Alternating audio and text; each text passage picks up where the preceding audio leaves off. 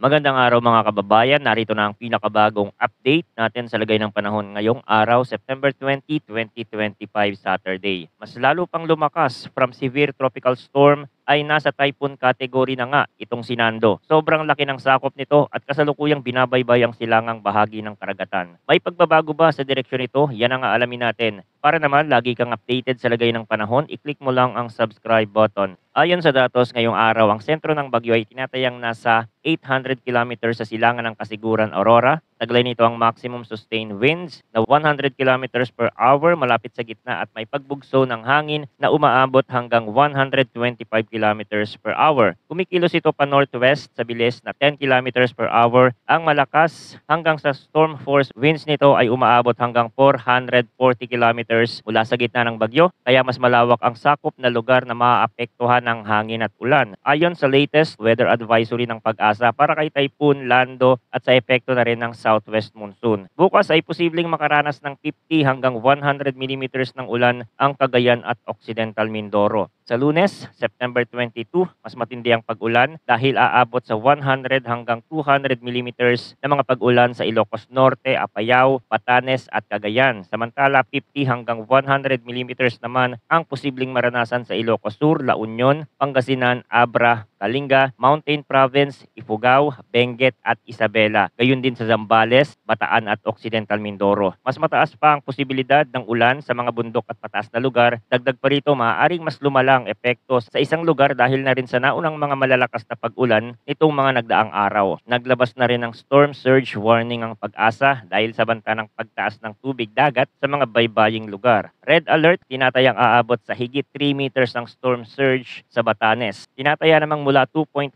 meters hanggang 3 meters ang posibleng maranasan sa Cagayan at Ilocos Norte at 1 meters naman hanggang 2 meters sa Ilocos Norte, Ilocos Sur at Cagayan. Ibig sabihin, mataas ang posibilidad ng life-threatening inundation o mabilis na pagtaas ng tubig dagat kasabay ng malalaking alon. Lalo itong mapanganib sa mga mababang baybaying komunidad, kaya inaabisuhan ng lahat na umiwas muna sa mga lugar na malapit sa dagat at ugaliing makinig sa babala ng lokal na pamahalaan. Base naman sa kasalukuyang forecast track ni Nando, ay patuloy nakikilos pa northwest sa susunod na 24 hours bago ito lumihis pa west, northwest patungong extreme northern Luzon. Posible itong dumaan malapit o maglandfall sa Batanes o Babuyan Island sa pagitan ng hapon hanggang gabi ng Monday, September 22. Inaasahan na lalabas ito ng Philippine Area of Responsibility pagsapit ng Martes, September 23 sa umaga o sa tanghali. Habang nasa Philippine Sea, inaasahang magpapatuloy ang paglakas ni Nando within the next 12 hours.